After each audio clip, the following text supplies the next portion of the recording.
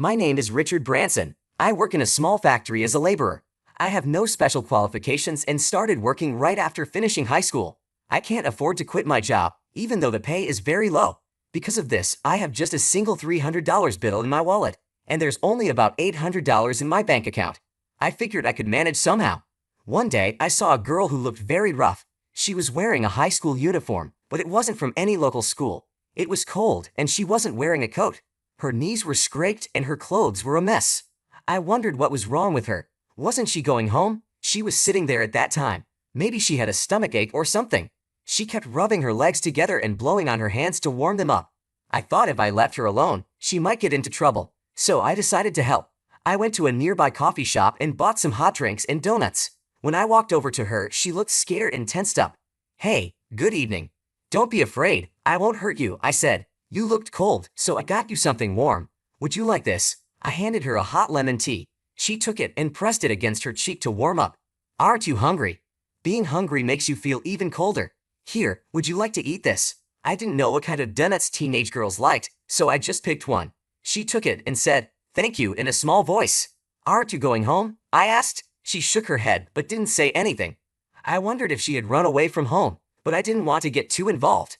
I wasn't sure what to do next, but then the wind blew her skirt, and I saw that her legs were covered in painful-looking wounds. "What happened to your legs?" I asked. She quickly pulled her skirt down to cover them, but I had already seen the injuries. "Did someone hurt you? Were you beaten?" She stiffened and didn't seem like she wanted to talk. "Okay, I'm sorry. There are things you don't want to talk about, right?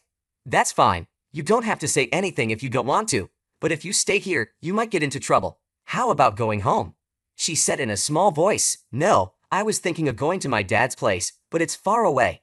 Her dad's place. That meant she was living with her mom now. I didn't know what was going on, but it seemed complicated. "Why don't you call your dad? Maybe he can come pick you up." "I don't know his phone number. I don't even have a cell phone." I was surprised that a teenager these days didn't have a phone. "Do you know his address? Do you know where he lives?" She nodded and showed me a small piece of paper with an address I didn't recognize. "Is this where you can meet him?" She nodded again. "It does seem far, and it's already late." I took out my smartphone and searched for the address. It came up as Greenwood Group UK, a construction company. I wrote down the phone number I found and gave it to her. "Here's a number I found for that address. You should call it tomorrow. You'll probably find out about your dad. It's Greenwood Group UK, so maybe your dad works for a construction company. I hope you can see him." The girl smiled brightly. "All right, you should stay at a nearby hotel tonight. I'll make a reservation for you. You can stay alone, right?" I don't have any money. I didn't have much money either, but I had a $300 bill in my wallet. Maybe it would be enough for one night. "Don't worry, I can cover one night for you. After a warm bath and a good night's sleep in a bed, you should call your dad. But I can't pay you back. Don't worry about it. Just focus on meeting your dad." I booked a room at a nearby hotel that included breakfast for $300. I took the girl there, spoke to the staff, and handed over the money. I also asked them to let her make a phone call in the morning. After that, I left. I felt good about helping her, even though my wallet was empty. A few days later, my factory manager, Mr. John, called me in. "Did you call for me?" I asked, surprised, since it was my first time being called to his office. I went in with a nervous look. Mr. John was wearing an expensive suit, which seemed odd for a small factory manager. "It's Richard, right?" he asked. "Yes, sir. Richard Branson," I replied. "You don't need to come here anymore," he said. "What do you mean?" I asked, confused. "It means you're fired," he said bluntly. I was shocked and didn't know what to say. "So, pack your things and leave," he added. "Excuse me, can you tell me why? Did I do something wrong?" I asked, still not understanding. "We don't need troublemakers like you in our company," he said. "I don't understand. What makes me a troublemaker?" I asked. "You have connections with the mafia, don't you?" he accused. "No, that's not true," I protested. "I can't believe this. I've never been involved with the mafia." "Say what you want, but the mafia is looking into you. We can't have someone like that working here. We never wanted to hire someone with just a high school diploma in the first place." The old boss used to say things like, "If someone is motivated, that's enough." "Please, I have nothing to do with the mafia. If I lose this job, how will I survive?" I pleaded. "I don't care if you end up on the street. That's not my problem. Maybe you should ask the mafia for help," he said coldly. "I really have nothing to do with the mafia. There must be a mistake. Please, don't fire me," I begged. "No, the decision is final. We don't need people like you in our small factory. Next time you apply for a job, don't lie about stuff like this," he said, ending the conversation. I'm not lying. I've never been involved with such people. Were you hanging out with bad kids in high school? Are those the kind of people looking for you? Mr. John asked. No, that's not possible. Please, Mr. John, I'm telling you the truth. Enough. Just leave. I've told the office to pay you for today. Don't ever come back to our company again. I kept saying there must be some mistake, but he wouldn't listen at all. He looked at me like I was trash, then pointed at the door and said, Is that all you've got to say? I've heard your side of the story, and that's enough. Now get out. I've got work to do. It was over. Realizing this was the end, I went to the office and received a thin envelope. It was my last paycheck from the company. Was the 13 years I worked so hard for really worth just this thin envelope? When I said goodbye to my colleagues, they were shocked and said things like, Why so suddenly? That's ridiculous, expressing their regret over my departure. But no matter how much my colleagues regretted it, there was no changing the manager's mind, and no one was willing to stand up for me. They knew that if they did, they might be the next to be fired. Leaving my colleagues with a take care, I walked out of the company gates I had been going through for 13 years. What am I supposed to do now, being fired so suddenly? All I have is this thin envelope. I just hope I can find another job before the money runs out. Thinking these thoughts, I was looking at the ground beneath my feet when I noticed a black car stopping nearby. Why would a car stop here? Curious, I looked up and saw a black luxury car. It's in the way, I thought. Must be some big shot here for the factory. He should hurry up and get inside. The driver, wearing gloves, got out and opened the rear door. A man in an expensive suit and a girl stepped out. The man asked the girl, Is this the guy? She nodded. Seeing her nod, I exclaimed, Oh, you're the girl from that time. So, you did meet your dad, right? That's great. I'm really glad you were able to meet him safely, forgetting my own troubles for a moment.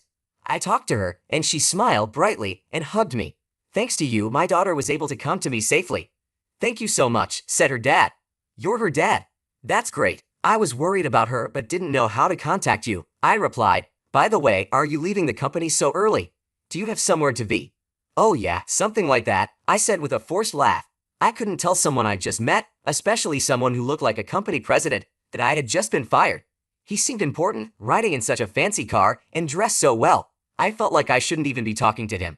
If you're not in a hurry, I'd like to thank you. It's almost lunchtime. How about a meal? He asked. No, thank you. That's too much. I couldn't possibly accept your gratitude for something that was just the right thing to do. I replied.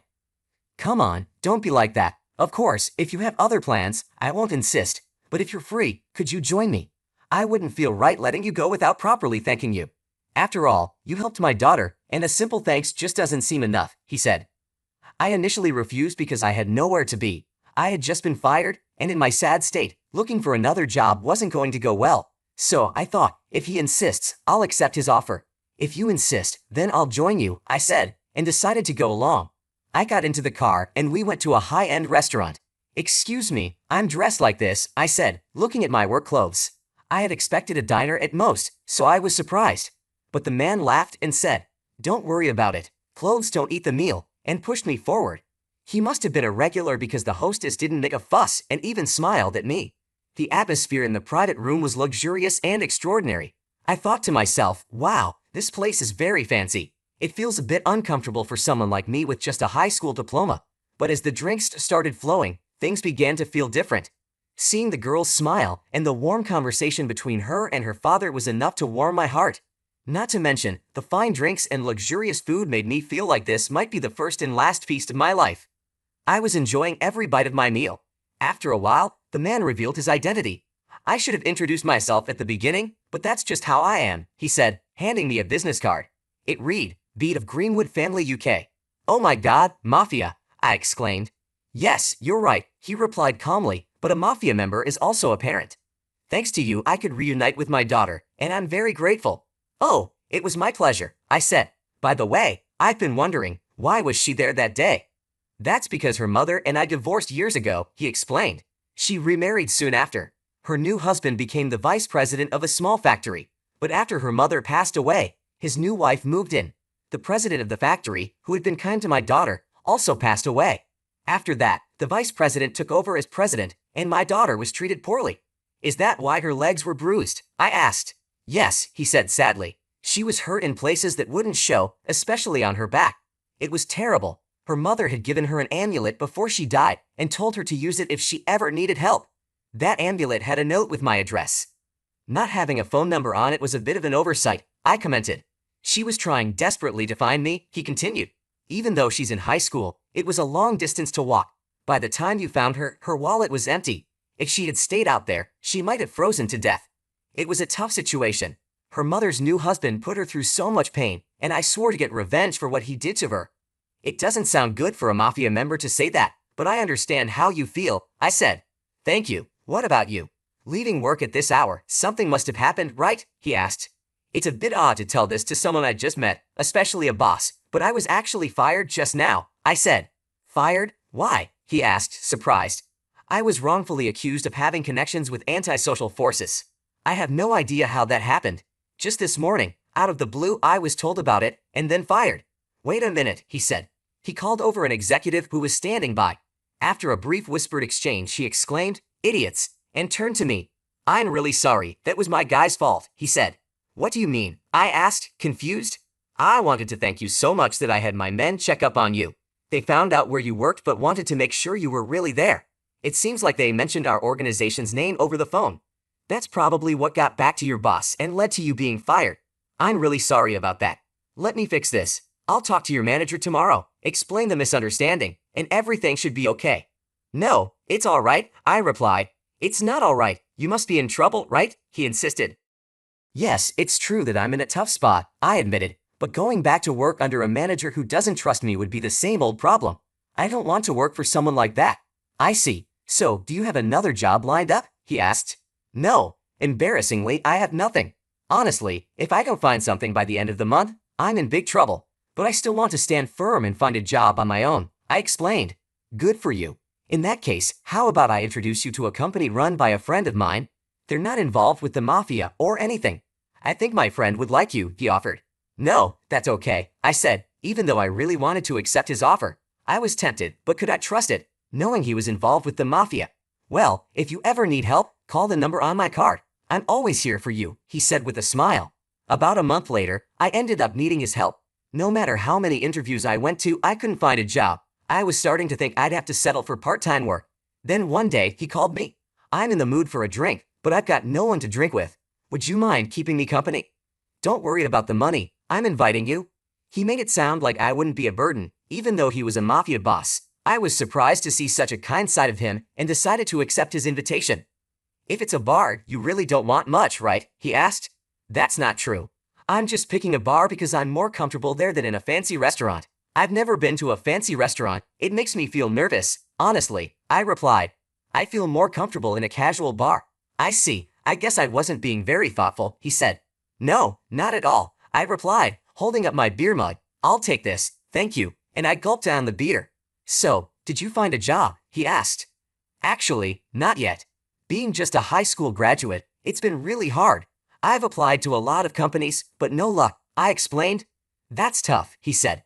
I was thinking, would you mind helping me with something for a moment? My heart skipped a beat. Being asked by the mafia to help out didn't sound good. I couldn't help but think it was something bad. But he continued talking in a way that made me feel less worried. "Even though I'm with the mafia, it doesn't mean we only do bad things. I just want to get justice for the man who hurt my daughter." "Justice?" I asked. "Yes, over the past month, I've been looking into who did those terrible things to my daughter. It turns out it was the manager of the company you worked for. He acts as the manager, but the previous manager used to wear work clothes and help out on the factory floor. This guy wears expensive suits and never shows up at the factory. He lives in a luxury neighborhood over an hour away by car. That's why he's always late." "Exactly, he's the typical executive who doesn't care about the workers. My daughter was like his maid, and it seems she wasn't even fed properly. She was crying while eating just a single bagel." "Really? That's terrible," I said, shocked. "Yes, it's true. I can't believe he treated my daughter like that," he said angrily, finishing his beer. "That's why I need your help. I want to get revenge for my daughter, but I'm not planning anything illegal. I don't want to end up in jail and miss out on time with my daughter because of a guy like him. So, we're going to do it legally." "Legally?" I asked, curious. "Yes, that's why I set up a company." "What kind of company?" I asked. "It's in the same industry, but it doesn't really matter. What I really want to do is take over his company." "Take over?" "Yes, we'll take it over and get rid of the manager. I've got all the evidence against him," he said confidently. "He's got a lot of personal debt, mostly from gambling and similar stuff. Now he's using the company's money to pay off his debts. Is he really? I asked, surprised. Yes, that's why the employees' wages are so low. They dropped a lot after the previous manager passed away. That's true. Our salaries did drop sharply after he died, I confirmed. That's the scheme. You all were working to cover his debts. I want to kick him out of the company and make it a place where the employees can earn what they deserve, he explained. What will happen to him if he's kicked out? I asked. Well, he'll probably end up in deep trouble. Plus, his wife only married him for his money. If she finds out he's no longer the president, she'll likely leave him, and I'll make sure no company will hire him, he said confidently. You can do that? I asked, amazed. Hey, I'm the boss of Greenwood. I can handle things like that easily, he replied. I asked for your help because you were also a victim of his actions. I thought maybe you'd want revenge too. Yes, I think all the employees would feel the same way once they know about this, I said. They probably would. If this goes well, I plan to expand that factory even more. I want to make you the manager, he said. Me? A manager? But I'm just a high school graduate. That's impossible, I said, feeling doubtful. What are you talking about? In the past, it wasn't uncommon for high school graduates to become presidents. If you lack education, you make up for it with experience and hard work. I believe you can do it, he encouraged me. If you become the manager, I can trust the factory will be in good hands. The first task will be taking over that factory. Are you in? I understand. Count me in, I agreed. Good, then tonight we'll drink to the future of the new company, he said. And that's how I found myself unexpectedly involved in the plan to take over the factory that had fired me. 2 months later, we had thoroughly investigated the factory and the manager from all angles. We decided to cause significant financial damage to the factory through our takeover plan. Long time no see, Mr. John, I said when we met again. Oh, have we met before? He asked, looking puzzled. You wouldn't remember a high school graduate employee. It's Richard Branson, I said, revealing my identity. I was fired under the false accusation of having connections with the mafia. No, that was just Greenwood calling to check if you were an employee. You used that as a reason to fire me, a high school graduate, I said. Well, that's not exactly how it was, he stammered. It's okay. Thanks to that, I found a good job at my current company. I have no hard feelings. In fact, I've come to you with a good offer, I continued. A good offer? You mean you want to make a deal with us? He asked, curious. Yes. Your products are of very high quality, something I know from working here for years. That's why I want to offer you a $8 million contract, I explained. $8 million, he echoed, surprised. Yes, I'd like you to deliver that amount of goods within 3 weeks. Once the delivery is confirmed, we'll transfer the $8 million to you, I said. That would be great. So will you accept the contract? He asked eagerly. Of course, I said, placing the contract on the table and asking him to sign it. Without reading the details, he was overjoyed by the mention of $8 million and signed it. Knowing his poor administrative skills, I expected this outcome, but it was still amusing to see a company manager behave this way. Once the contract was signed, he pushed his employees hard, making them work without rest. The goods were produced, but when it came time for delivery, a problem arose. No delivery company would accept the job. That was because Greenwood had put a stop to it. Desperate, John himself went looking for any carrier. That's when a truck driven by a member of Greenwood arrived. The goods were loaded onto dozens of trucks, but along the way, they all stopped for various reasons, like vehicle malfunctions. Eventually, the goods didn't arrive by the deadline. I immediately contacted John and went back to the factory. The goods didn't arrive by the deadline. Now our company has suffered a huge loss. This is a breach of contract, I told him. No, we shipped everything properly, he protested.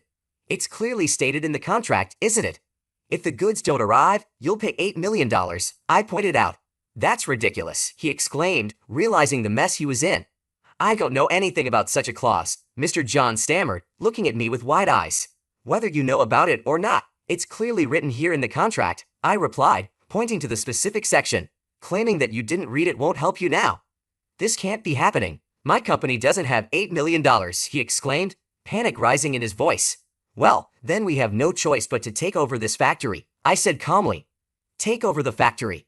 That's also in the contract, he asked, his voice trembling. Yes, even if the delivery failure was caused by the carrier, your company bears all the responsibility. You signed the contract, didn't you? I reminded him, holding up the document. Wait, I didn't understand what I was signing. Losing this factory will ruin everything, he pleaded, starting to realize the gravity of the situation. It seems so, I said, unmoved by his desperation. And without the factory, no one will cover your personal debts anymore. How did you know about my debts? He asked, shock and fear in his eyes. We did our homework. That's not all. Your wife will probably leave you too. It seems she married you for your money, I continued, laying out the harsh reality. So, you knew all this and still tricked me into signing this contract, he said, his face turning pale as he grasped the full extent of his predicament. It's not just me who has a grudge against you. That's why this happened. Now the factory belongs to our company. Pack your things and leave, I instructed firmly. This is unbelievable. What am I going to do with all this debt? He cried, slumping into his chair, his face buried in his hands. After being kicked out of the factory, John went home to his wife, hoping she could help with the debt. He explained the situation, pleading for her support, but his wife, who had enjoyed a life of luxury thanks to his position, was not willing to stick around now that he was broke.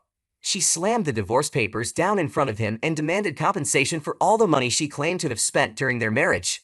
Without the factory, we're finished. I need your help to pay off this debt, John begged. You should have thought about that before you lost everything, she replied coldly. I married you for your money, and now that you're penniless, there's no reason for me to stay. But we've been together for so long. Can't you help me through this? He pleaded, tears in his eyes. No, I've had enough. You're on your own, she said, showing no sympathy. She handed him the divorce papers, demanding a large sum in compensation. This added to his already massive debt, burying him under an insurmountable financial burden. John, now alone and overwhelmed with debt, found himself in a dire situation. With nowhere to turn, he realized that the life he had built was crumbling around him. The weight of his debts and the loss of his wife left him in a deep pit of despair, facing a future filled with uncertainty and hardship. As the reality of this situation set in, John could only think about how he had gotten to this point. The false accusations, the rushed decisions, and the betrayal by those he trusted had led him to this moment of utter ruin. The once proud manager, who had enjoyed a life of comfort and power, now faced a grim and uncertain future, with nothing left but the crushing weight of his mistakes. When I reported everything to the boss, he was very pleased and praised me. Now, that guy won't be able to get a job anywhere ever again. He'll learn what it really means to betray people. Yes, I hope he realizes the consequences of his actions and understands what it's like to treat people so poorly, I replied, feeling a sense of justice. Right now, you're the manager of that factory, the boss continued. You have the opportunity to grow the company, not just for yourself, but for the employees as well, right? No, I didn't do this for myself, I said, shaking my head. I did it for my daughter, for you, and for the employees who have been working hard at the factory. They deserve to be treated with respect and to have a good working environment. I want to make sure they are happy and feel valued. Good. Make sure those employees are happy and taken care of, he said with a nod. Yes, sir, I understand, I replied. With that, I went back to the factory, now as its new manager. My former colleagues were surprised and happy to see me return. Thank you all for staying and continuing to work hard, I said. I know it hasn't been easy, but together, we can make this factory grow and ensure that everyone gets the salary and recognition they deserve. This factory belongs to all of us, and we will make it a place we can be proud of. As I spoke, I could see the relief and excitement in their faces. They were cheering and welcoming me back warmly, and I felt a deep sense of responsibility and commitment to them. I had been away from the factory for a while, and things had changed. The atmosphere was different, but I was determined to bring positive changes. I started by meeting with each department, talking to the workers, and understanding their concerns. They told me about the problems they had faced under the previous manager, who had treated them poorly and neglected their needs. We were struggling with low wages and unfair treatment, one of the workers told me. It felt like no one cared about us. I'm here now, and I care, I reassured them. We're going to make things better. Your hard work will be recognized, and you'll get the pay you deserve. Let's work together to turn this factory around. I spent the next few weeks working closely with the employees, making sure their voices were heard and their needs were met. We implemented new policies to improve working conditions and raise wages to ensure that everyone was paid fairly for their work. We also focused on improving the quality of our products and expanding our market. One day, I gathered everyone for a meeting. I want to thank all of you for your dedication and hard work, I said. We've made great progress and the factory is already seeing the benefits. Our production has increased and our sales are up. This wouldn't have been possible without each and every one of you. The employees cheered and clapped, feeling appreciated and motivated. They were proud of the work they had done and excited about the future of the factory. As the months went by, the factory continued to grow and prosper. We expanded our operations, hired more workers, and increased our production. The employees were happier and more engaged, and the factory became a place where people wanted to work. During one of our company meetings, I addressed the entire staff. I'm so proud of what we've accomplished together. We've turned this factory around and made it a thriving business. But we're not done yet. There's still so much more we can achieve.